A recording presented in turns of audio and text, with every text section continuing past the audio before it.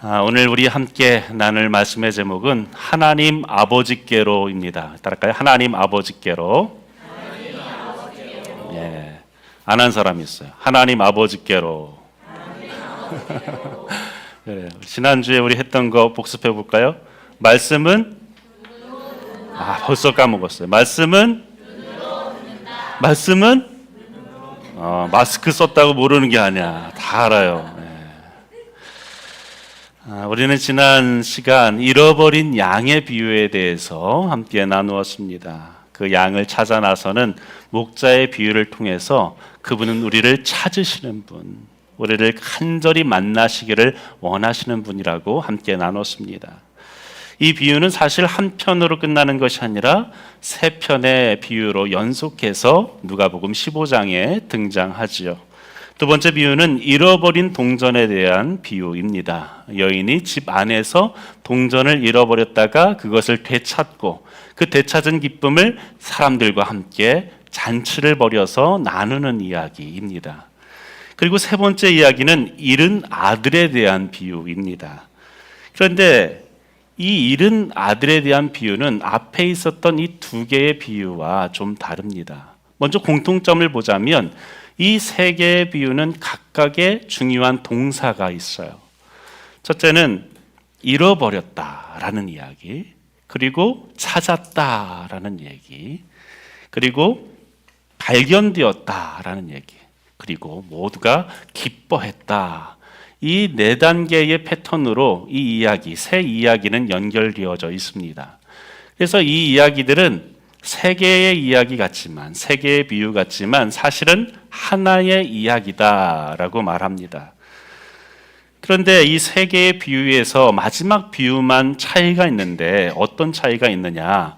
앞에 잃어버린 양에 대한 비유와 잃어버린 동전에 대한 비유는 양과 동전이 아무것도 한 일이 없어요. 그죠? 그냥 잃어버려졌어요. 그리고 그것을 목자가 되찾고 여인이 되찾았죠. 근데 마지막 잃어버린 아들에 대한 비유에서는 이 아들이 뭔가를 합니다. 그 뭔가에 대해서 오늘 나눌 거예요. 이 아들이 무엇을 하는가? 이 이야기를 이해하기에 좀 도움이 될 수 있는 그림 하나를 보고자 합니다. 렘브란트의 탕자의 귀환이라는 그림이에요. 한 번쯤은 봤을 법한 그림이죠. 이 그림 우리가 이렇게 작게 보고 있지만 사실 이 그림은 가로로 262m, 266cm죠. 2m 62. 그리고 세로로 2m 5cm 정도 되어지는, 그러니까 요 벽면 정도 되어지는 크기가 되겠죠. 이해하기 쉽게 말하자면 저 인물들을 실제 인물의 크기와 거의 흡사하도록 그림을 그린 거예요. 그래서 저는 이 그림을 직접 보지 못했지만 이 그림을 본 사람들은 얘기를 하는 것이 마치 그 인물을 직접 보고 있는 것 같은, 그 인물이 내 앞에 있는 것 같은 느낌을 받도록 그렇게 사이즈를 만들었다라고 말을 합니다. 이 그림을 이 렘브란트가 그릴 때에 그냥 단순히 몇 달 동안 그린 것이 아니라 구상을 하는 동안의 기간만 6년이 걸렸어요. 어떻게 이 그림을 그릴 수 있을까? 6년이라는 시간 동안 생각을 했어요. 그리고 그림을 그리는 데 걸린 시간이 2년이라는 시간 동안 그림을 그리게 됩니다. 이 그림을 그리면서 렘브란트는 이 그림 안에 사람들을, 인물들을 어떻게 그릴까를 수천 번, 수만 번 고심했다라고 하죠. 그런데 이 렘브란트는 여러분이 잘 알듯이 빛의 화가다, 이런 별명이 있어요. 그래서 빛이 닿아 있는 곳을 보면 렘브란트가 전하고자 하는 의미가 있다는 거예요. 제일 먼저 보면 왼쪽에 늙은 남자가 있죠. 그 얼굴에 빛이 비추고 있어요. 아버지입니다. 아버지에게 빛이 비추고 있고, 또 그 아버지의 왼편, 우리가 보는 오른쪽으로 한 남자가 내려다보고 있죠. 지팡이를 손에 들고 쳐다보고 있어요. 그의 얼굴도 빛이 비추고 있어요. 이 말은 그도 빛의 초대를 받았다라는 의미입니다. 그는 누구인가? 맏아들입니다. 그런데 아버지께로 가고 있지 않고 있어요. 그 사이에 어두움이 가로막혀져 있습니다. 그리고 아버지의 품 안에 한 남자가 안겨 있습니다. 남루하고 정말 보잘것없는 사람. 누구일까요? 둘째 아들입니다. 신발은 너무나도 낡아서 한쪽 신발은 벗겨져 있고 온 옷이 다 헤어져서 다 떨어진 누더기와 같은 옷을 입고 있고 머리카락은 다 떨어져서 거의 없는 머리카락. 이러한 모습의 아들, 둘째 아들이 있죠. 빛은 아버지의 얼굴에서 자연스럽게 아들의 등으로 내려옵니다. 그리고 아버지의 손으로 내려오지요. 이 손을 자세히 보면 여러분이 나중에 이 그림을 자세히 확대해서 한번 보세요. 아버지의 손이 좀 다릅니다. 오른쪽, 왼쪽의 손이 좀 달라요. 오른쪽 손이 훨씬 더 부드럽게 그려놨어요. 그래서 화가들은 이 그림을 연구하는 미술가들은 얘기하는 것이 렘브란트는 마치 어머니의 손과 아버지의 손을 동시에 그려놓은 것 같다. 이런 말을 하기도 합니다. 그래서인지 마치 이 둘째 아들의 모습이 어떤가 어머니의 자궁 안에 들어가 있는 듯한 그 품 안에 있는 듯한 모습을 하고 있는 거죠. 이 한 폭의 그림을 통해서도 얼마나 많은 이야기가 담겨 있습니까? 참 많은 사연이 있는 것 같죠. 도대체 어떤 일이 있었는가? 어떤 이야기가 담겨 있는가? 지금부터 그 이야기를 함께 나누기 원합니다. 첫 번째 이야기로 들어가 보죠. 예수님의 이야기의 시작은 둘째 아들이 집을 떠나는 이야기에서 출발합니다. 집을 떠나는데 어떻게 출발하는가? 아버지에게 유산을 달라고 막 조르는 장면이에요. 한 장면을 이 연극으로 한번 생각해 보세요. 아버지가 있고 둘째 아들이 아버지에게 유산을 좀 주세요라고 하면서 막 조르고 있는 그러한 모습이죠. 마치 우리 아이들이 엄마 아빠에게 장난감을 사달라고 막 조르고 있는 그런 모습처럼 이 둘째 아들이 그렇게 조르고 있는 거예요. 사실 둘째 아들이 집을 나가겠다라는 것은 큰 문제가 되지 않습니다. 왜냐하면 당시 이스라엘은 이 로마의 통치 아래 있었기 때문에 이 많은 사람들이 흩어져 살았어요. 그래서 그 흩어져 사는 사람들을 디아스포라라고 부르죠. 그래서 본토에 살고 있었던 사람들이 50만 명 정도였다면 흩어져 사는 사람들이 200만 명 이상이었습니다. 그래서 내가 떠나가서 이 고향을 떠나가서 살겠다라는 것은 큰 문제가 되지 않아요. 그런데 문제는 무엇입니까? 아버지에게 유산을 달라고 한 것이 문제가 된다는 사실이에요. 여러분 유산은 언제 받는 거예요? 유산 아무 때나 받습니까? 지우가 아빠 유산 좀 주세요. 한 1,000만 원만 땡겨주세요. 이렇게 할 수 있습니까? 그럴 수 없죠. 유산은 언제 받아요? 아버지가 돌아가실 때 그때 받는 거잖아요. 이스라엘은 어떤 면에서 우리 문화와 흡사합니다. 그래서 유산은 반드시 아버지가 돌아가실 때만 받을 수 있는 거예요. 그런데 이 둘째 아들은 어떻습니까? 아버지가 지금 새파랗게 살아있는데 유산을 달라고 하는 거예요. 말도 안 되는 거죠. 마치 이와 같은 거예요. 아버지 빨리 돌아가셔야 됩니다. 지금이라도 빨리 돌아가셔서 저한테 유산 주세요. 이런 말인 거예요. 유대의 문화 속에서는 유산은 어떻게 분배했는가? 만약 아들이 둘이 있다면 첫째 아들은 2분깃을 받았어요. 그러니까 3으로 나눠서 2를 첫째가 갖고 둘째는 1을 가졌어요. 배수를 갖는 거예요. 아들이 셋이면 2를 갖고 하나 이렇게 갖는 거고. 그래서 둘째 아들은 이 한 분깃을 아버지에게 요구를 한 거죠. 그리고 그것을 받아가지고 집을 나갑니다. 아마도 그 재산은 대부분이 땅이었겠죠. 그 땅을 다 팔아가지고 집을 떠나가게 되었어요. 처음에는 이 아들이 잘 살았겠죠. 돈이 있으니까. 친구들도 많았을 거예요. 그런데 돈이라는 것이 어떻습니까? 금방 다 사라질 수밖에 없어요. 처음엔 그렇게 사람들이 나를 따라오고 나를 좋아해 주는 줄 알았는데 돈이 다 없어지니까 곁에 사람들이 아무도 없는 거예요. 결국에 이 사람은 어떻게 됩니까? 그 먼 타국에서 허랑방탕하게 살다가 밑바닥까지 추락하게 됩니다. 어디까지 추락하게 되는가? 돼지를 치는 사람이 되어져요. 돼지를 치는 거. 축산업 괜찮은데 생각할 수 있겠지만 그 문화를 생각해 보면 전혀 그렇지가 않죠. 유대인들은 이 먹어도 되는 짐승이 있고 먹지 않아야 하는 짐승으로 따로 분류했어요. 정한 짐승과 부정한 짐승으로 나눴어요. 그런데 그 부정한 짐승 가운데 대표적인 것이 바로 이 돼지였습니다. 그래서 이 돼지를 친다는 것, 이것은 굉장히 수치스러운 일이었어요. 만약에 유대인들에게 제일 험한 욕이 있다면 이 돼지나 쳐라 이런 말이 되는 거죠. 에이 돼지 칠 녀석, 이게 아주 심한 욕이 되는 거예요. 그만큼 할 수 없는 일, 절대로 해서는 안 되는 일, 그 일을 이 둘째 아들이 하게 되었다는 거예요. 그런데 이 둘째 아들이 돼지를 치는 그 일뿐만 아니라 먹을 것이 없어요. 이 돼지에 밥으로 주던 쥐염 열매라는 것이 있었는데 그거라도 좀 먹을까 봤더니 그조차도 없는 거예요. 돼지 밥도 먹을 그러한 상황도 되지 않는 그러한 처량한 모습. 여러분 그 모습을 한번 생각해 보세요. 그렇게 이방 땅에서 타국에서 그렇게 처량하게 있는 그 모습. 그래서 오래전부터 예전부터 그런 말 하잖아요. 집 떠나면 뭐예요?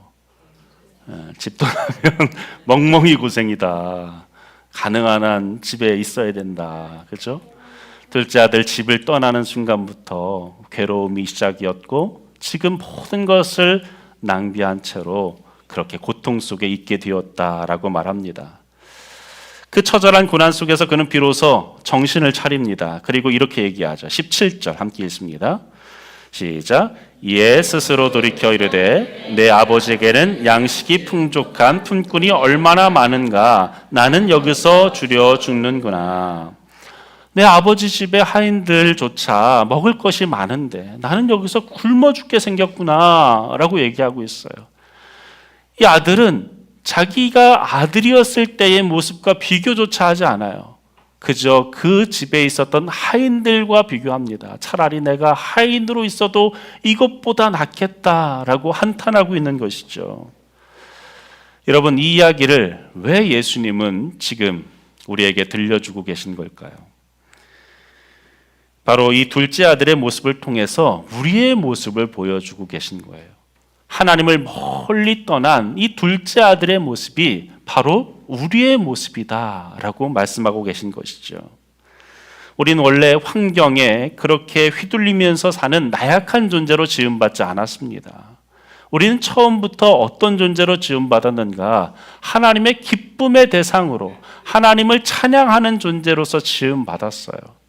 그러나 우리가 그 하나님을 떠남으로 인해서 그 하나님의 형상으로 지음받은 우리가 어떻게 되었는가? 참 행복에 이르지 못하고 참 만족에 이르지 못하고 괴로움과 슬픔 속에 살아가는 존재가 되었다라고 말씀하는 겁니다. 창세기 2장 7절의 말씀, 우리가 어떻게 지은 바 되었는지를 말씀하는데 함께 읽을까요? 시작. 여호와 하나님이 땅의 흙으로 사람을 지으시고 생기를 그 코에 불어 넣으시니 사람이 생명이 되니라. 이 모든 만물 가운데 우리 인간에게만 고유한 특성이 있어요. 그것이 무엇인가? 하나님이 우리에게 생기를 불어 넣어 주셨고 하나님의 형상으로 창조하셨다라고 말씀하고 있습니다. 사실 우리를 지을 때 재료는 뭐였어요? 흙으로 지으셨다라고 말씀해요. 흙으로 지어서 우리는 나중에 흙으로 돌아갑니다. 세상의 다른 동물도 식물도 다 흙으로 돌아가죠. 그러나 우리에게는 차별성이 있다는 거예요. 우리는 영혼이 있습니다. 우리는 영원히 죽지 않는 존재로 지음바 되었어요. 하나님의 형상을 닮은 존재로 지음받았다라고 말씀합니다. 우리의 코에 생기를 불어 넣어주셨다. 그래서 우리는 유일하게 이 세상에서 하나님을 닮은 존재예요. 그래서 각각의 사람을 보면 하나님을 볼 수 있어야 돼요. 하나님이 이렇게 생겼어요. 한번 옆에 사람 보세요. 네. 깜짝 놀라요. 이렇다고? 우리의 외형을 말하는 게 아니죠, 다영이. 하나님은 이런 모습으로 생기지 않으셨어요. 그분의 인격과 성품, 그분의 마음으로 우리를 그렇게 닮도록 지으셨다는 거예요. 하나님 우리와 같은 형상, 이 몸을 가진 분은 아니죠. 여튼 왜 우리가 때로 저 넓은 바다를 보면서 생각에 빠지고 별을 바라보면서 인생을 돌아보고 생각하는가? 그것이 하나님을 닮았기 때문에 가능한 거예요. 요즘 또 개 얘기를 좀 해서 죄송한데 개를 얼마나 많이 키웁니까? 반려동물의 수가 이제 800만 마리가 된다고 해요. 800만 마리. 이 수가 어느 정도냐 하면 우리나라의 아이들보다 많은 수예요. 우리나라의 아이들이 762만 명인데 반려동물이 800만 마리. 실감할 수 있는 것이 2023년 이후로 반려동물용 유모차가 어린 아기용 유모차의 판매량을 앞섰다고 해요. 이것을 실감할 법한 것이 우리 교회 교인들을 보건대 반려동물 유모차가 더 많은 것을 볼 때 실감할 수가 있죠. 그만큼 애완동물이 반려동물들이 많은 거죠. 저도 동물을 키우고 싶어요. 근데 제가 이렇게 떠나보낸 동물들이 꽤 됩니다. 키우면서 다시 그것을 겪기가 어려워서 키우지를 못해요. 여하튼 그 동물 얼마나 사랑스럽습니까? 그런데 그 동물은 어때요? 우리와 같아요? 같을 수가 없습니다. 딱 보니까 어느 날 우리 집 멍멍이가 다 하늘을 바라보면서 내 견생은 왜 이런가 이렇게 묵상하는 게 맞습니까? 그럴 수 없어요. 그렇게 보여도 그런 게 아니에요. 그냥 멍 때리고 있는 거죠. 걔는 우리와 같을 수가 없어요. 하나님의 형상으로 지음받은 것은 바로 우리입니다. 하나님이 우리를 그렇게 지으셨어요. 당신을 닮도록 지으셨습니다. 성경에 보면 하나님이 인류 최초의 인류 아담과 하와를 지으시고 에덴 동산에 살도록 하셨습니다. 그런데 그 에덴 동산에서 살면서 하나님과 행복하게 살도록 지음받았는데 그곳에서 선악을 알게 하는 나무 그것만은 먹지 말아라. 동산의 모든 것은 네가 다 먹어도 되는데 그것만은 먹지 말아라 하신 그 열매를 어떻게 합니까? 먹었어요. 따먹었어요. 여러분 선악을 알게 하는 그 나무의 열매 그리고 그것을 따먹은 그 행위가 무슨 의미입니까? 사과라고 생각하는데 사과라고 얘기한 적은 없어요. 선악을 알게 하는 그 나무의 열매를 따먹은 그게 뭐 그렇게 큰 잘못입니까? 라고 되물을 수 있을 텐데 아주 포인트만 짚으면 간단히 말하면 이런 거예요. 나는 이제 하나님이 필요 없어요. 하나님이 나에게 이러라 저러라 하지 마세요. 내 인생은 내 거예요. 내 마음대로 살 거예요. 좋고 나쁜 것 내 마음대로 판단하고 내 뜻대로 살 거예요. 그러니 하나님은 상관하지 마세요 라는 의미와 같은 거예요. 왜입니까? 그 열매를 따먹으면 네가 정령 죽으리라 라고 말씀하셨어요. 여기서 죽는다라는 말은 어떤 의미입니까? 성경에서 죽는다라는 것은 우리의 호흡이 우리의 이 심장이 멈추는 육신에 대한 죽음보다 하나님과 분리되어지는 것을 말하는 거예요. 그래서 하나님이 네가 이거 따먹으면 정령 죽을 거야. 무슨 말이에요? 너와 나는 헤어지는 거예요. 너는 나와 함께 할 수 없는 거야. 그런 의미인 거죠. 곧 하와가 아담이 그것을 따먹는 그 행위를 통해서 나는 이제 하나님이 필요 없어요. 내 마음대로 살 거예요. 라고 결정한 것이죠. 그 결과로 어떻게 되었습니까? 그 행복의 동산 에덴에서 쫓겨나게 되어지고 남자는 총신통으로 노동해야 되는 수고에 또 여성은 해산의 고통 속에 살아야 하는 그러한 고통의 세상을 살게 되었다라고 성경은 말씀하죠. 기쁨보다 한숨을 사랑하고 살아야 되는데 이제 서로가 책임을 전가하고 서로를 미워하는 그러한 세상 속에서 우리가 살게 되었다라고 말씀합니다. 그렇게 사랑하고 싶은데 사랑할 수가 없어요. 왜입니까? 하나님의 형상이 우리 안에 깨어졌기 때문에 하나님을 떠났기 때문에 하나님 안에 있어야 되는데 하나님과 함께 있어야 하는데 그래야 우리가 행복한데 하나님을 떠났기 때문에 우리의 실존이 지금 만족에 이르지 못하고 불행할 수밖에 없다라고 말씀합니다. 여러분 이것이 바로 우리에게 들려주시는 예수님의 비유의 의미예요. 둘째 아들의 의미입니다. 우리는 바로 그 둘째 아들처럼 하나님을 떠난 존재예요. 이제 두 번째 이야기로 장면을 넘겨서 보면 누가 등장하는가? 늙은 노인이 보여요. 늙은 노인이 등장합니다. 그런데 이 사람이 누군가를 기다리고 있어요. 그런데 그 모습을 보건대 하루 이틀 기다린 것이 아니에요. 아주 오랜 동안 그 집 앞에 서서 누군가를 기다리고 있었던 것 같아요. 그 눈에 슬픔이 젖어 있었고 저 멀리 언덕을 향해서 그렇게 쳐다보고 있었어요. 그가 누구인가? 바로 아버지죠. 집 나간 둘째 아들이 언제 올 것인가? 낮이나 밤이나 눈이 오나 비가 오나 그 둘째 아들을 하염없이 기다리고 있는 이 아버지의 모습. 그 아버지가 그렇게 문 밖에서 기다리고 있습니다. 그런데 저기 먼 곳에서 어느 날 희미하게 무언가가 보이는 거예요. 평소에도 많은 사람들이 드나들었지만 그 모습은 내게 너무나도 익숙한 모습이에요. 아버지는 단번에 알아차립니다. 20절에 보면 이렇게 말씀해요. 아직도 거리가 먼데 라고 말씀해요. 아직도 거리가 먼데. 이 말은 무슨 말입니까? 다른 사람이 봤을 때에는 알아차릴 수 없을 정도로 먼 거리인데 아버지는 알아봤다는 거예요. 왜요? 아들을 그토록 기다렸으니까. 아들이 떠나갔을 때 그 모습과 전혀 달랐을 겁니다. 그런데도 아버지는 단번에 아들인지를 알아봤어요. 떠나갈 때 입었던 근사한 옷이 아니었어요. 다 떨어진 누더기와 같은 옷이었어요. 단정한 머리로 떠났는데 온 머리가 다 빠져버린 그러한 모습으로 돌아왔어요. 건장한 모습으로 튼튼한 모습으로 떠났는데 피쩍 마른 모습으로 저기 멀리서 걸어오고 있는 그 아들의 모습. 그럼에도 아버지는 단번에 내 아들이구나 라고 알아차립니다.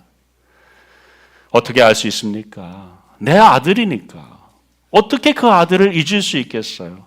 조금 모습이 달라졌다고 아들을 어떻게 모를 수 있겠습니까? 예수님 말씀합니다. 20절 하반절에 보니까 아버지가 그를 보고 측은히 여겨 달려가 목을 안고 입을 맞추니 먼저 아버지가 달려갑니다. 이스라엘 사람들은 우리 문화와 비슷하다고 했죠. 이 집안의 가장 혹은 신분이 지위가 높은 사람은 함부로 사람들 앞에서 뛰지 않았어요. 그런데 이 아버지는 채통이고 뭐고 그 아들을 향해서 달려갑니다. 그리고 달려가서 그 아들을 어떻게 합니까? 끌어안아요. 목을 끌어안고 그리고 입을 맞춥니다. 여러분, 이 아들이 지금 뭐 하다 왔어요? 돼지치다 왔잖아요. 얼마나 냄새가 나겠어요. 지금처럼 샤워 시설이 있는 데도 아니고 향수가 있는 것도 아니고 몇 날 며칠 동안 씻지도 못해서 그 더러운 그 아들을 끌어안아요. 목으로 끌어안아요. 그리고 입을 맞춥니다. 한 번만 했을까요? 아니요. 몇 번이고 이 볼 저 볼을 오가면서 뽀뽀를 했을 거예요. 여러분, 하나님은 어떤 분이신가? 예수님은 오늘 이 비유를 통해 말씀하고 계신 거예요. 하나님은 그렇게 우리를 기다리고 계십니다. 하나님은 우리를 기다리고 계세요. 오늘 이렇게 초대를 받아서 오신 분들이 있습니다. 누군가의 초대를 받아서 온 것 같지만 기다리시는 하나님께서 여러분을 부르신 줄로 믿습니다. 지금도 하나님은 그렇게 기다리시는 모습으로 우리를 바라보고 계세요. 우리는 이 땅에 그냥 덩그러니 던져진 존재가 아닙니다. 그냥 우연히 생긴 존재가 아닙니다. 우리는 하나님의 특별한 목적으로 지음바 되어진 존재예요. 하나님의 형상으로 지음바 되어진 존재. 여러분, 저 우주를 한번 보세요. 과학이 발달되어서 이제 이 은하계의 크기를 어느 정도 짐작을 할 수 있다고 합니다. 이 은하계, 우리 은하라고 얘기하는 우리가 있는 이 우리 은하의 지름이 어느 정도인가? 10만 광년이다 이렇게 얘기해요. 10만 광년. 빛의 속도가 똑딱하는 순간 지구를 7바퀴 반을 돈다고 하잖아요. 그 속도로 10만 년을 가야 지름에 도달할 수 있다는 거예요. 그렇게 크다는 거죠. 그 은하계, 우리 은하 안에 별이 그럼 몇 개가 있는가? 최소 1000억 개가 있다고 그래요. 1000억 개가. 많이 보는 사람들은 4000억 개가 있다 이렇게 얘기합니다. 얼마나 많은 별들이, 이 지구보다 더 큰 별들이, 수많은 별들이 이 우리 은하 안에 있다 이렇게 얘기해요. 이 우리 은하의 지구는 태양을 돌고 태양은 또 이 우리 은하의 중심을 향해서 돌고 있죠. 놀라운 것은 무엇인가? 이 우리 은하와 같은 은하가 이 우주 전체에는 또 1000억 개 이상이 있다는 거예요. 어떤 과학자는 2000억 개 있다. 많이 얘기할수록 유명해지는가 봐. 우리는 더 쓰지 3000억 개. 여러분 1000억 개, 2000억 개 그것이 중요한 것이 아니라 그 모든 우주, 그 광활한 우주 속에 여러분을 지극한 사랑의 대상으로 지으셨고 하나님은 그렇게 우리를 기다리고 계시는 분이시다. 창세기 1장 1절 말씀 우리 같이 읽을까요? 시작. 태초에 하나님이 천지를 창조하시니라. 성경의 시작은 이 한 구절로 시작합니다. 하나님이 세상을 창조하셨다. 그런데 그 창조하신 목적이 무엇인가? 그냥 이 세상을 하나님께서 즐기려고 지으셨는가? 아니에요. 세상을 지으신 목적, 이 광활한 우주를 지으신 목적이 무엇입니까? 저와 여러분을 위해서, 우리를 위해서 지으셨어요. 여러분, 나를 위해서 이 놀라운 우주를 지으신 그 하나님의 성품이 이해가 되십니까? 그 크신 하나님, 우리에게 놀랍도록 귀한 것을, 놀라운 것을 주시기로 그렇게 작정하신 하나님이 지금도 우리를 기다리고 계신다. 하염없이 우리를 기다리고 계신다라고 말씀합니다. 애타게 기다리는 그 아버지의 모습으로 우리를 기다리고 계신다. 이것이 예수님의 비유의 이야기입니다. 그렇다면 과연 우리가 이 아버지께로 어떻게 돌아갈 수 있을까요? 아버지께로 돌아가는 방법. 예수님은 이 이야기 속에 그 방법을 우리에게 설명해 놓으셨습니다. 첫째로 자신의 형편을 알아야 합니다. 따라가요. 자신의 형편을 알아야 한다. 네. 아버지께 우리가 돌아가기 위해서는, 하나님께 돌아가기 위해서는 나의 형편을 알아야 돼요. 내 형편이 어떤지를 알아야 합니다. 17절 다시 있습니다. 시작. 이에 스스로 돌이켜 이르되 내 아버지에게는 양식이 풍족한 품꾼이 얼마나 많은가. 나는 여기서 줄여 죽는구나. 여러분 알아야 돼요. 깨달아야 한다는 것입니다. 무엇입니까? 내가 영적으로 파산에 이르게 되었다는 것을 깨달아야 한다는 것이에요. 내가 이대로 살다가는 영원히 죽을 수밖에 없는 존재라는 것을 알아야 합니다. 아버지 곁을 떠난 것이 내 삶의 모든 불만족의 원인, 내 삶의 참 만족에 이르지 못하는 원인임을 우리는 알아야 한다는 거예요. 왜 그토록 내가 가지고 싶은 것을 가졌음에도 불구하고 이것만 있으면 내가 행복한 줄 알았는데 왜 내가 그 행복 속에 계속해서 지속되지 못하는가? 우리에게 진정한 참 만족에 이르는 하나님 아버지를 떠났기 때문에 그것을 자각해야 된다는 것, 그것을 깨달아야 한다는 거죠. 예수님이 이렇게 말씀하십니다. 누가복음 5장 31절에 예수께서 대답하여 이르시되 건강한 자에게는 의사가 쓸데없고 병든 자에게라야 쓸데가 있나니. 30절 함께 했습니다. 내가 의인을 부르러 온 것이 아니요 죄인을 불러 회개시키러 왔노라. 무슨 말입니까? 환자라는 것을 환자 스스로가 깨달아야 의사가 의미가 있다는 거예요.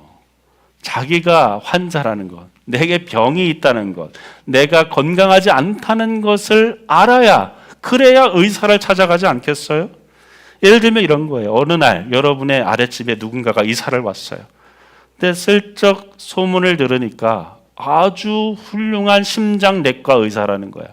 그것도 전국에서 제일 유명한 의사라는 거예요. 근데 평소에 나는 건강해, 심장도 튼튼하고 아무 문제가 없어. 그럼 어떻습니까? 아저씨 왔네, 웬 아저씨가 이사 왔네 하겠죠. 그런데 내가 어느 날 병원 가서 검진을 맡았어요. 그런데 의사가 하는 얘기가 수술을 받아야 됩니다. 수술해도 이거 나을지 어떨지 모르겠습니다. 심장이 너무 심각합니다. 너무 건강에 좋지 않아요. 라고 얘기를 한 그 말을 듣고 돌아왔어요. 그러면 그 밑에 집 아저씨가 어떻게 됩니까? 그냥 아저씨가 되는 게 아니에요. 그 이사할 때 어떻게 하겠어요? 막 물 떠다 날리겠죠. 뭐 도와드릴 거 없을까요? 제가 이삿짐 좀 날라드릴까요? 막 아는 척 하겠죠. 친해지려고 하겠죠. 무엇인가라도 말을 섞어서 그 사람의 도움을 받고 싶어 하겠죠. 여러분, 바로 이런 거예요. 내가 환자라는 것, 내가 병든 자라는 것을 깨달아야 치료를 받을 수 있는 거예요. 의사를 찾아갈 수 있는 거죠. 예수님의 말씀이 바로 이런 말씀입니다. 이 말은 처음부터 죄인이 있고 의인이 있고 따로따로 존재하는 것이 아니라 모든 사람이 다 죄인입니다. 이 땅에 있는 모든 사람이 다 죄인이에요. 아담과 하와의 범죄 이후로 모든 인류는 다 죄인이었어요. 로마서 3장 23절에 우리 같이 읽습니다. 시작. 모든 사람이 죄를 범하였음에 하나님의 영광에 이르지 못하더니 저부터도 죄인이에요. 이 자리에 서 있는 저부터 죄인입니다. 우리 모두 다는 죄인이라고 말씀합니다. 그런데 이 죄인에도 두 가지 종류가 있다는 거예요. 자신이 죄인임을 깨달은 죄인과 내가 죄인이라는 것을 깨닫지 못하는 죄인, 이 두 가지 죄인이 존재한다는 것이죠. 우리에게 필요한 것은 무엇입니까? 내가 죄인임을 깨달아야 합니다. 내가 죄인임을 깨달아야 돼요. 그래야 아버지께로 돌아갈 수 있는 거예요. 그래야 예수님이 내게 필요한 거예요. 스스로 돌이켰다. 이 아들이 스스로 돌이켜 돌아갔다라고 하는 이 말을 직역하면 자신에게로 돌아왔다. 이걸 조금 더 의역하면 이런 뜻이에요. 정신 차렸다, 이런 말이에요. 제정신이 돌아왔다. 여러분, 우리 정신 차려야 돼요. 어떤 정신을 차려야 됩니까? 내가 죄인이라는 것을, 내가 잃어버린 존재가 되었다는 것을, 아버지께 돌아가야만 내가 생명을 얻을 수 있음을 우리는 자각해야 된다. 깨달아야 한다. 여러분, 우리는 우연히 왔다가 우연히 가는 존재가 아닙니다. 하나님이 우리를 지으셨어요. 내가 지금 이토록 불만족 속에서 참 만족에 이르지 못하는 이유는 아버지 곁을 떠났기 때문입니다. 내게는 하나님 아버지께 돌아가야 하는 그 필요가 있음을 깨달을 수 있기를 간절히 바랍니다. 그리고 우리가 깨달은 후에 우리는 무엇을 해야 되는가? 우리는 결단해야 됩니다. 따라할까요? 결단해야 한다. 18절 보시면 내가 일어나 아버지께 가서 이르기를 아버지 내가 하늘과 아버지께 죄를 지었사오니 19절 함께 있습니다. 지금부터는 아버지의 아들이라 일컬음을 감당하지 못하겠나이다. 나를 품꾼의 하나로 보소서 하리라 하고. 아들이 아버지께 일어나 가기로 결정합니다. 그런데 그 결정이 어떤 결정이에요? 아버지가 나를 받아주실까? 나를 아들로 받아주실 거야. 이 마음으로 돌아간 것도 아니고 내가 아버지의 품꾼으로라도 돌아가야겠다.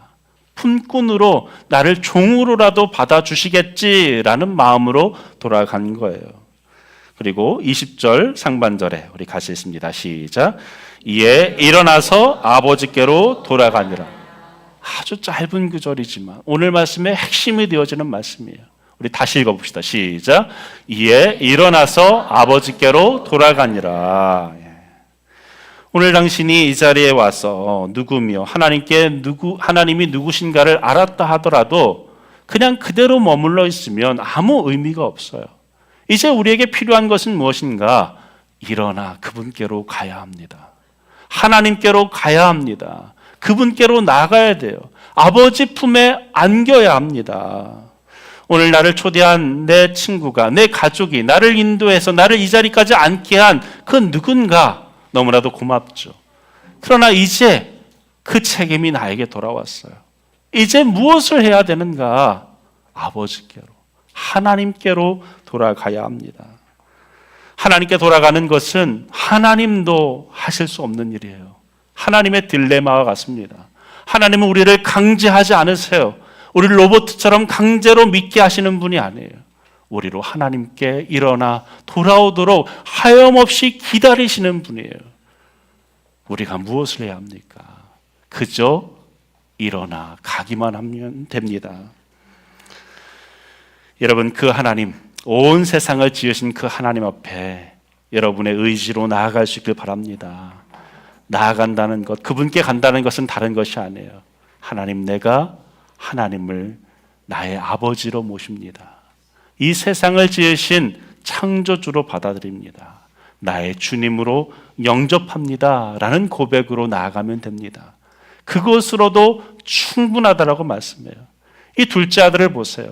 이 아들이 아버지에게 무엇을 소원하고 약속했습니까? 아버지, 이제 제가 또 집을 나가면 사람이 아닙니다. 또 나가면 제가 어떻게 하겠습니다. 이러한 계약서를 썼습니까? 아니에요. 그냥 아버지께로 왔어요. 아버지 품에 안겼을 뿐이에요. 이 태도, 이 돌이킴, 이 마음의 결단이 우리에게 필요합니다. 이렇게 결단했을 때 우리에게 어떤 일이 일어나는가? 22절 함께 했습니다. 시작. 아버지는 종들에게 이르되 제일 좋은 옷을 내어다가 입히고 손에 가락지를 끼우고 발에 신을 신기라. 옷과 반지와 신발은 회복을 의미해요. 특별히 반지는 그 신분의 회복을 의미합니다. 상속자를 의미하는 거예요. 아버지는 사람들 앞에 이 둘째 아들을 회복시킵니다. 그리고 둘째 아들로서의 신분을 회복시켜 주셨어요. 다른 무엇을 한 것도 아니에요. 그냥 아버지의 품으로 돌아왔을 뿐입니다. 그리고 잔치를 벌입니다. 23절 보세요. 그리고 살찐 송아지를 끌어다가 잡으라. 우리가 먹고 즐기자. 이 기쁨은 아버지만의 기쁨이 아니에요. 모든 사람의 기쁨으로 초대하고 있어요. 24절 함께 했습니다. 이는 내 아들은 죽었다가 다시 살아났으며 내가 잃었다가 다시 얻었노라 하니 그들이 즐거워하더라. 그들이 그 아버지의 기쁨에 참여했어요. 모두가 즐거워했다라고 말씀합니다. 여러분, 예수 믿는다는 것은 무엇인지 아세요? 예수를 믿는다는 것은 기쁨이에요. 기쁨 속에 사는 거예요. 나만 기쁨 속에 사는 것이 아니라 나를 통해 모든 이들이 함께 기뻐하며 잔치 속에 살아가는 것, 그것이 예수님 믿는 사람들의 모습이에요. 어깨가 축 처져서 그렇게 힘없이 살아가는 모습이 아니라 예수 믿는 사람은 달라야 돼요. 기쁨과 만족 속에 살아가는 모습, 사람들로 잔치에 초대하는 모습. 오늘 우리 교회 잔치입니다.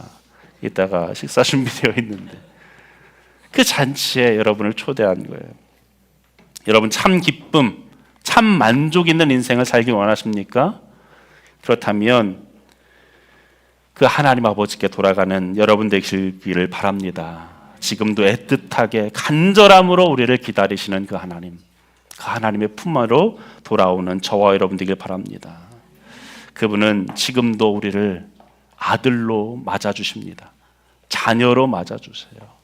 그저 종으로 어떻게 하면 저 녀석 부려먹을까? 그렇게 생각하시는 분이 아니에요. 아들로 우리를 품어주시는 분입니다. 여러분, 그런데 오늘 말씀을 보면 여기서 끝나는 것 같지만 여기서 끝나지 않아요. 이 말씀은 다른 아들을 향해 그 장면이 옮겨집니다. 맏아들의 이야기로 옮겨지죠. 여러분, 왜 맏아들이 필요할까? 이 둘째 아들의 돌아오는 얘기로도 충분한 거 아닌가? 앞에 있었던 그 다른 두 가지 비유의 내용과 일치하는 것 아닌가라고 생각하겠지만 이 맏아들이 등장하는 이유는 분명합니다. 특별히 이 세 가지 비유에서 아주 중요한 장소로서 등장하는 단어가 있는데 바로 집이라는 단어입니다. 집. 모두 다 집이라는 단어가 등장해요. 잃은 양의 비유에서는 집 밖에서 양을 잃어버려요. 잃은 동전의 비유에서는 집 안에서 동전을 잃어버립니다. 그런데 잃은 아들의 비유는 어떻습니까? 집 안과 집 밖이 다 등장해요. 집 밖으로 나가서 잃어버린 아들, 그리고 집 안에도 잃어버린 아들이 있습니다. 그래서 이 세 개의 이야기가 연결되어 있다는 거예요. 그렇다면 도대체 이 집안에 있었던 아들, 이 맏아들은 왜 잃어버린 아들인가? 25절에 보면 그 맏아들이 일을 하고 밭에서 일을 하고 돌아오는데 막 음악 소리가 들리는 거예요. 그리고 사람들이 막 춤추며 노는 소리가 들립니다. 아니, 이제까지 잔치할 일이 없었는데 아버지가 둘째 아들이 나간 이후로 늘 슬픔 속에 있었는데 웬일이지? 종을 불러다가 물으니까 종이 얘기하는 거예요. 당신의 동생이 살아 돌아왔습니다.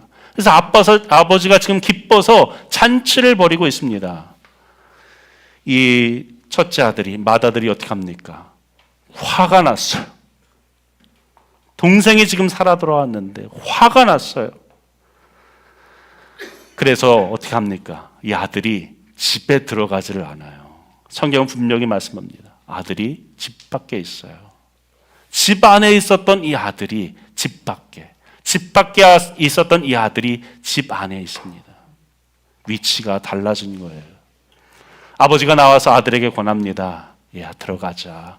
네 동생이 살아 돌아왔다.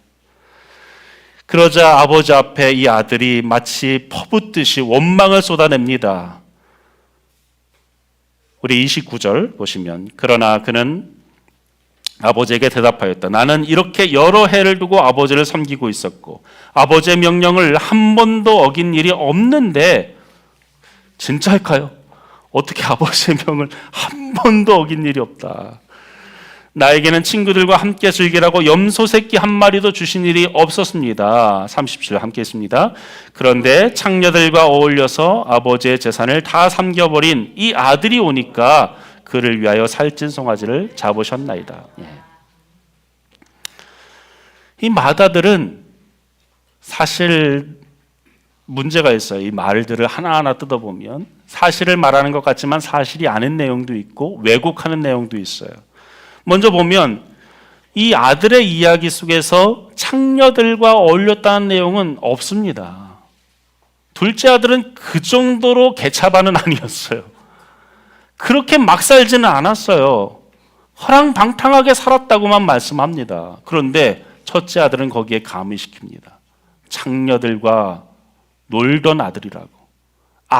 둘째 아들의 인격을 모독하고 있는 거예요.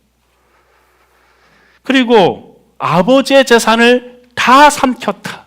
정말입니까? 아니죠. 아버지의 재산은 여전히 3분의 2가 남아있는 걸요. 그리고 그 3분의 2는 자신의 목 아닙니까? 3분의 1만 낭비한 것이죠. 다가 아니죠. 아버지의 재산이. 그런데 다라고 얘기하고 있어요. 그리고 분명 아들은 아버지를 섬겨 명을 어김이 없다. 나는 한 번도 아버지의 명을 어긴 적이 없습니다. 정말입니까? 아버지의 명을 한 번도 어긴 적이 없다라고 한다면 어떤 태도여야 합니까? 아버지의 마음을 이해해야죠. 아버지의 뜻을 이해해야 되죠. 지금 이 상황에서 아버지의 마음과 한 마음이 되어져. 지금 아들이 돌아온 그 상황 속에 자신도 기뻐해야죠. 그것이 아버지의 명을 따르는 자의 모습 아니겠습니까? 그런데 그는 지금 분노하고 있어요. 아버지의 명을 따르는 것이 아니었던 거죠. 동생을 그토록 간절히 기다리는 아버지의 심정을 몰랐다는 것, 그것은 아버지의 명을 기쁨으로 이제까지 따른 것이 아니었어요. 설사 몸으로 했겠죠. 그러나 억지로 한 거예요. 왜 억지로 했을까요? 왜? 그가 이렇게 원망한 것을 보면, 그 원망한 내용들을 보면 다 재산에 대한 거예요. 나한테는 염소 한 마리도 안 주셨잖아요. 저 녀석은 다 재산을 탕비했잖아요. 돈 얘기만 하고 있어요. 결국 이 첫째 아들이 그렇게 명을 자기 스스로가 다 지켰다라고 말했던 그러한 모습의 이유는 뭡니까? 아버지의 사랑 때문이 아니에요. 아버지를 사랑해서가 아니에요. 아버지를 위해서 했던 것이 아니에요. 나를 위해서, 돈을 위해서, 내가 나중에 상속받을 그 상속의 몫을 위해서 억지로 했던 거예요. 그러니 지금 화가 나는 거죠. 여러분, 그러한 점에서 이 맏아들 역시 탕자여 잃어버린 아들임에 틀림없습니다. 집안에서 아버지와 함께 있다고 해서 선하거나 착한 아들이 되는 것이 아니죠.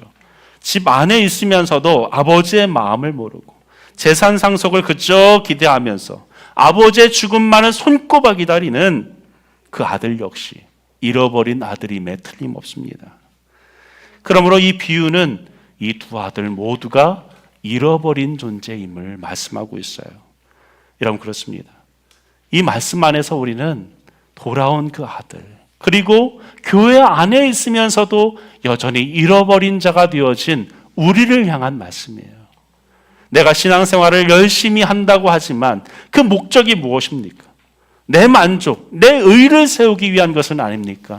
내가 이 자리에 지금 나와 앉아있는 이유가 무엇입니까? 정말로 하나님을 사랑해서 그 아버지의 사랑에 너무나도 감격해서 나를 살리신 그 은혜에 너무나도 감사함으로 이 자리에 나와 예배하고 있습니까?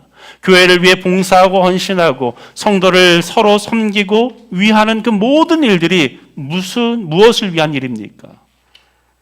하나님을 사랑하기 때문에 하는 것이 아니라면 우리 또한 첫째 아들처럼 잃어버린 아들이다라고 말씀합니다. 당신은 어떻습니까? 나는 첫째 아들입니까? 아니면 둘째 아들입니까? 다시 렘브란트의 그림을 볼까요? 렘브란트는 참 힘든 인생을 살았습니다. 아들과 두 딸을 먼저 떠나보냈어요. 진심으로 사랑했던 그 아내조차도 먼저 떠나보냅니다. 이후에 다시 재혼을 하지만 재혼해서 얻은 그 아들도 먼저 세상을 떠나보내요. 자식을 그렇게 앞세우는 그 부모의 심정이 어떻겠습니까? 렘브란트는 알듯이 아주 유명한 화가였고 명성이 있었기 때문에 돈을 많이 벌었지만 그것을 잘 지키며 쓰지를 못했어요. 둘째 아들처럼 허랑방탕하게 살았습니다. 낭비하며 살았습니다. 그렇게 자녀들도 보내고 아내도 떠나보내면서 그의 삶은 점점 피폐해져 갑니다. 그의 명성도 땅바닥으로 추락하게 되어져요. 그리고 렘브란트는 자신의 인생의 끝자락에 한 그림을 그리기로 작정합니다. 그것이 바로 이 탕자의 비유의 그림입니다. 그가 죽기 2년 전에 그린 그림이에요. 아마도 이 그림 속 두 아들에게 렘브란트는 자신을 투영했을 것이다 생각합니다. 집 밖에 잃어버린 아들, 집안에 잃어버린 아들, 내가 그러한 삶을 살았었노라고 그런 고백하고 있는 것이죠. 여러분, 성경의 가장 유명한 성경 구절, 그 구절이 어떤 구절입니까? 요한복음 3장 16절. 우리 함께 읽어볼까요? 시작. 하나님이 세상을 이처럼 사랑하사 독생자를 주셨으니 이는 그를 믿는 자마다 멸망하지 않고 영생을 얻게 하려 하심이라. 여러분, 여기서 독생자가 누굽니까? 예수님이죠. 독생자, 하나뿐인 아들 예수님. 그 예수님께서 어떻게 되셨다는 거예요? 하나님이 우리를 위해 주셨다라고 말씀해요. 주셨다는 말은 우리를 위하여 그분이 십자가에 죽으셨다라는 말씀입니다. 그분이 왜 죽으셨어야 합니까? 그 선하신 예수님이, 죄 없으신 그 예수님이 왜 죽으셔야 했습니까? 바로 우리의 죄를 갚기 위해서. 그래서 그 십자가 도상에서 그 예수님은 마지막에 뭐라고 외치셨습니까? 내가 다 이루었다. 내가 다 갚았다라고 말씀하셨죠. 그래서 우리는 이제 그 예수님만 믿으면, 그 예수님만 바라보면 하나님께로 돌아갈 수 있는 특권이, 하나님의 자녀로 돌아갈 수 있는 특권이 주어졌다라고 말씀합니다. 의의 상속자로 우리를 삼아주시겠다라고 약속하셨습니다. 사랑하는 여러분, 하나님은 우리를 어떻게 사랑하시는가? 하나님이 세상을 이처럼, 여기 세상을에 여러분의 이름을 한번 넣어보세요. 우리 이름을 넣어서 한번 다시 읽어볼까요? 시작. 하나님이 승환이를 이처럼 사랑하사 독생자를 주셨으니 이는 그를 믿는 자마다 멸망하지 않고 영생을 얻게 하려 하심이라. 하나님의 목적은 우리로 평생 영원히 사는 거예요. 앞에서 얘기했죠. 죽는다는 것은 무엇을 의미합니까? 하나님과 헤어지는 것을 의미해요. 반대로 생명은 무엇일까요? 하나님과 영원히 사는 것을 의미합니다. 그냥 우리의 생명만 지속하는 것을 의미하는 것이 아니라 그 영원하신 하나님과 함께하는 것이 영생하는 것입니다. 어떻게 하면? 예수님을 모셔드리면, 마음에 영접하면, 내가 죄인임을 깨닫고 내가 집을 나갔던 아들, 집안에 있었던 잃어버린 아들이라는 것을 깨닫고 하나님 아버지 앞에 손들고 나올 때, 내가 예수님의 이름으로 주님 앞에 나올 때 하나님은 우리를 받아주시겠다라고 약속하십니다. 여러분, 이 축복 안에 살아가는 저와 여러분 되기를 간절히 축원합니다. 오늘 이 말씀 기억하면서 함께 기도하기 원합니다. 특별히 기도할 때 다 눈을 감고 다른 사람 전혀 의식하지 않고 내가 그 잃어버렸던 집 밖의 아들이었습니다. 또 내가 그 잃어버려졌던 집안의 아들이었습니다. 내가 아버지께로 돌아오기를 원합니다 라고 그렇게 마음에 결단하는 그러한 분이 우리 중에 있다면 오른손을 들어서 가슴에 올려주시길 바랍니다. 가슴에 내가 잃어버린 아들이었습니다. 내가 아버지께로 돌아갑니다. 내가 둘째 아들, 내가 집안의 첫째 아들이었습니다. 내가 다시 아버지께로 돌아가길 원합니다. 예, 감사합니다. 그 손을 들어 가슴에 올려주세요. 그리고 저를 따라 기도합니다. 사랑의 하나님 아버지, 저는 죄인입니다. 아버지를 떠나 살았던 잃어버린 자입니다. 오늘 제 마음의 문을 열고 예수님을 저의 구세주와 주님으로 모셔드립니다. 예수님께서 저를 대신해 십자가에서 피 흘려 죽으시고 부활하신 것을 믿습니다. 이제 제 마음의 중심에 들어오셔서 저의 주인이 되어 주시고 영원히 함께하여 주옵소서. 하나님 자녀답게 살도록 저를 인도해 주옵소서. 예수님의 이름으로 기도합니다. 자, 한 번 더 기도합니다. 아버지 하나님, 오늘 가슴에 손을 얹고 기도한 모든 분들 주님 앞에 올려드립니다. 예수님의 이야기를 통해 우리 자신이 누구이며 하나님이 어떤 아버지이신지를 깨닫게 하시니 감사합니다. 오늘 우리가 어떻게 아버지께로 돌아가 영생을 얻고 하나님의 능력으로 이 땅을 살아갈 수 있는지를 가르쳐 주시니 감사합니다. 오늘 이 고백대로 살아가게 하여 주옵소서. 하나님을 만나 거듭난 자로서 하나님의 자녀로서 남은 인생을 살게 하여 주옵소서. 오늘 특별히 초대받은 이들이 있습니다. 또 그들을 초대하기 위해 수고한 성도들이 있습니다. 그 마음을 기억하시고 그들의 헌신 위에 하나님의 은혜와 복을 더하시며 초대받은 이들, 그들이 하나님의 그 초대에 응함으로 하나님의 자녀에 참여하는, 하나님의 잔치에 참여하는 귀한 은혜가 넘치도록 역사하여 주시옵소서. 예수님의 이름으로 기도합니다.